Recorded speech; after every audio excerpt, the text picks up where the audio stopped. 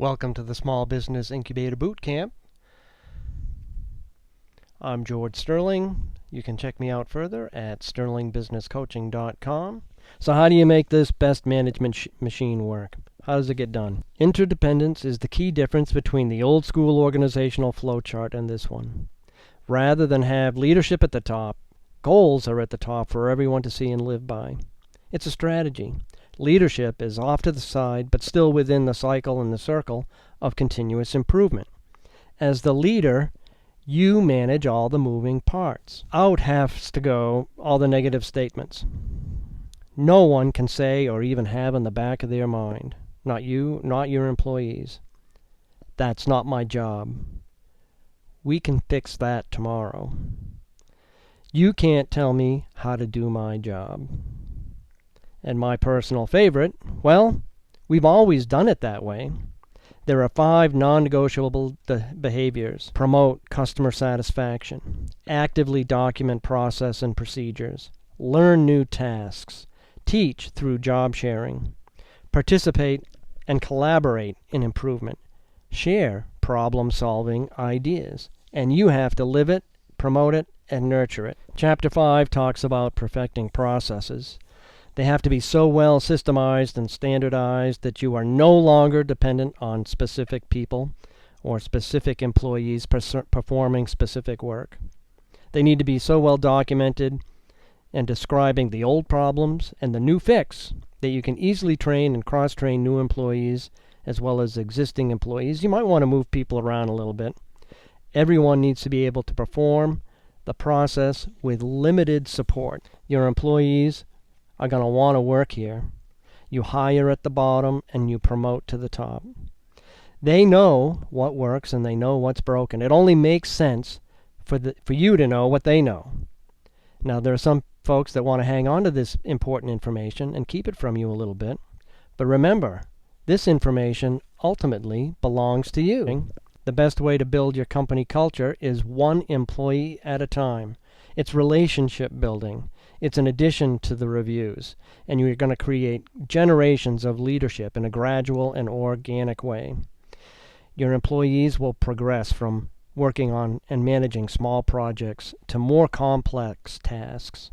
This puts you in the position of mentor. Again, it complements the annual review, and it merits your employees in a fair and open way. So ultimately, you progress in optimizing your operations to the point where you have the diagram at the bottom right. So looking at the flow chart at the top, that's old school big business. As soon as you begin to adopt best management practices, you'll see that your organizational chart sort of flips on its side. You manage off to the left, have a couple of mid-managers, and then a whole stack of frontline employees that you train to become managers. So all your employees and managers are around you. You're in the middle, very close to everyone, managing all the moving parts. Freedom comes where you can take yourself out of the middle for a day or two, maybe a week, and the thing will still work. Team meetings, well, they create accountability and transparency in your company in both directions, from your employees to you and from you to your employees. You need to have a place where you can celebrate successes of your employees and ask them to report progress. Now, I'm not talking about a daily meeting that's an hour and a half. These meetings need to be very short and very, very positive. You need to use gentle peer pressure to engage your team. You need to encourage their participation. And you can use the CEO scorecard, which we'll talk about a little bit later, to measure your success. As companies grow, employees naturally organize related work activities into departments. Small businesses create often their own informal department names. Might be bookkeeping instead of accounting, might be machine shop instead of drill press, info tech instead of computer room. Process. A process is an individual work activity. It defines what do you do here. It's not job titles. Processes are the basic building block of any organization. It's a single work activity. Ask your employees, what do you do at work? and they'll start listing the things that they do. Each process should be only one delegable role. Administrative assistant is a job description. Process begins with a verb. Action verbs are very important in the definition. I conduct employee orientation, make copies, run excavator, deliver jobs, answer phone, prepare quotes. To systemize is to automate using software, maybe a checklist. A machine optimizes and systemizes a process, but it's really founded in the written process document. These documents monitor the work, create conformity, and guarantee consistency in the process. With the software that you use, for example, if you miss an item, say someone's name, if you're filling out a mailing list, the software prompts you, hey, you missed that, you need to fill it in. The idea is to minimize the variation in the process so much that problems never creep into your, or even occur in the first place.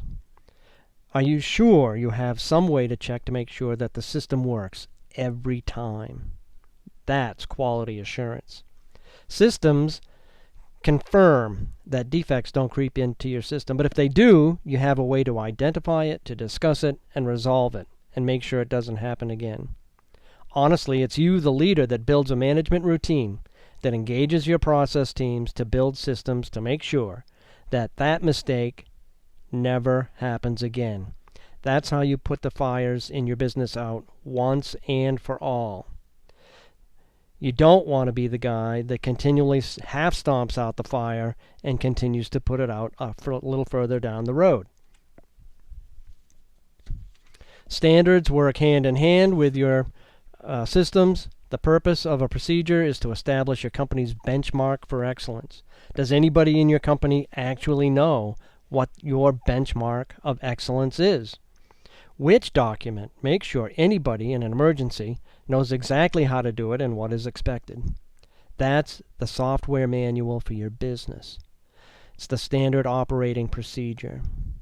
It's the same in your manual for your business. Here's a document template that you can use to standardize the way you're standardized. Now, I know it sounds a little funny, but you need to be consistent with a set of documents that any employee can pick up and get cross-trained.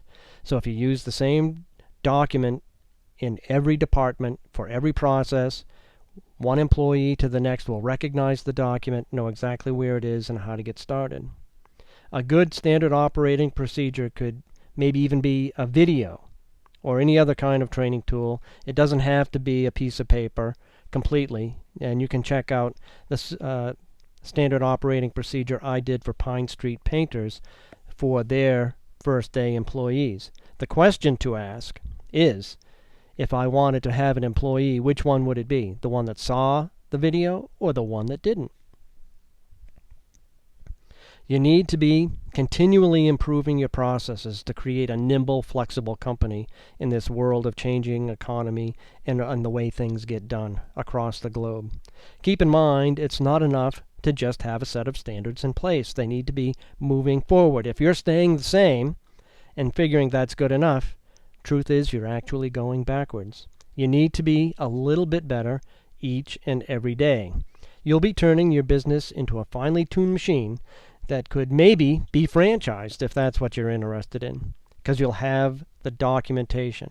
Having automated the continual improvement process teaches everyone how to be engaged, from the newest employees to the oldest, and you're also teaching them how to be leaders at the same time. A bottleneck, well, typical causes are lack of space, lack of equipment. You can only bake so many loaves of bread in one location with one oven. But people can also be bottlenecks. Important note, the most insignificant process can cause a significant bottleneck downstream. And I mean big. Concepts. I'm George Sterling. You can check me out further at sterlingbusinesscoaching.com.